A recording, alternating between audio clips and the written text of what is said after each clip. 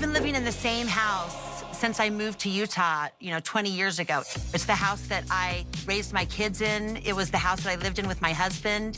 And even after the divorce, I stayed there so it would be consistent and I wouldn't disrupt my kids' lives. But now, I released my book. The book made the New York Times bestseller list, opened a second Beauty Lab location.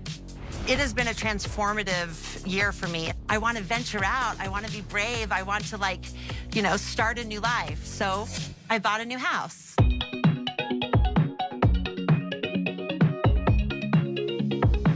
And it's 3 blocks west of my old one.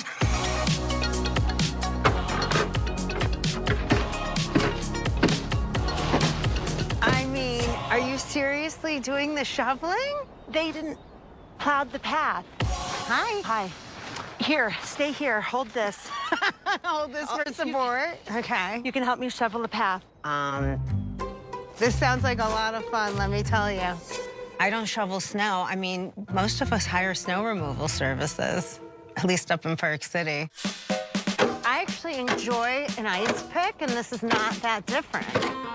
It's a great way to get aggression out. You enjoy an ice pick? How often do you use an ice pick? Does Seth Marks know that Meredith Marks' weapon of choice is an ice pick? You're my first New York Times bestseller friend. I'm officially a hobnobber then. That's right. That's right. So how's it been going, though? People are loving it. They're reading it. And, I mean, it's not all great, but... Backlash, mainly from people in the church, I'm assuming? Or... Mostly.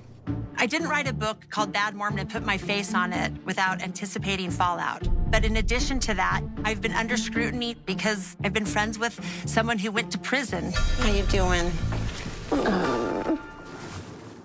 I had an unexplainable black eye. I've learned that hate is always going to come, but right now I'm just trying to, block out the haters and for the first time, live my life authentically for me. So cheers to us. I gotcha. So, what have you been up to? I saw Whitney. And this is the first time you've really seen her in months, right? Completely. First time we've spoken. Wow. Anything. Obviously, everybody had a tough year. But I think, no doubt, it was the toughest for us. We had the most collateral damage. We lost our relationship. I want to, forge a new path as friends, Well, I'm gonna be honest, it's gonna be hard for me to trust you that you really wanna be my friend. We just gotta show each other that we mean it. I felt like this feels a little bit vague of how we're really gonna move forward, but it was more positive than I thought it would go. We talked about doing an event where we get everyone together and just see everyone face to face, have a spirit of friendship, fresh start, mimosas, maybe okay, mimosas brunch, are positive. Right? Brunch is positive. I want positive experiences that help me build trust because I want to feel safe around her again, and I don't right now. Well, I and hear she doesn't you, either. Because I don't really either around her right now. She's really gotten under my skin. More than usual. She's in the press, and she says this whole thing about how Seth and I taking a bath is creepy and filled with bacteria or DNA or whatever. Wait, what? I'll tell you. About a week and a half ago, Whitney did an interview in the press with the New York Post. And she said, "You won't see Rose slipping on her slippers after a shared bubble bath with husband Justin Rose, like Meredith and Seth Marks, as the Wild Rose Beauty founder prefers cooking dinner and having wine to unwind with her man."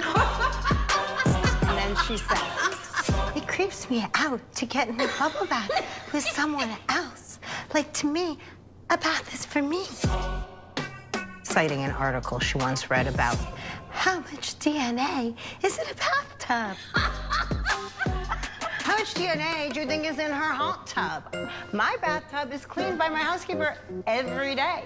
Does she drain and clean that hot tub that she invites 85 people into regularly?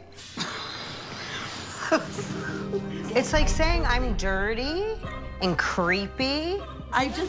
It's offensive. Wait, I'm confused. Does she think this is funny or is she really mad? Well, it's rude. Of course she's really mad about it. She's Meredith Marks. This has been an ongoing thing for years now where Whitney makes these nasty little digs at me, and I'm just kind of tired of it. Don't come after my bathtub. Does she not know me? You don't go after my marriage. You don't go after my bathtub. No. I mean, the only thing she left out was my children.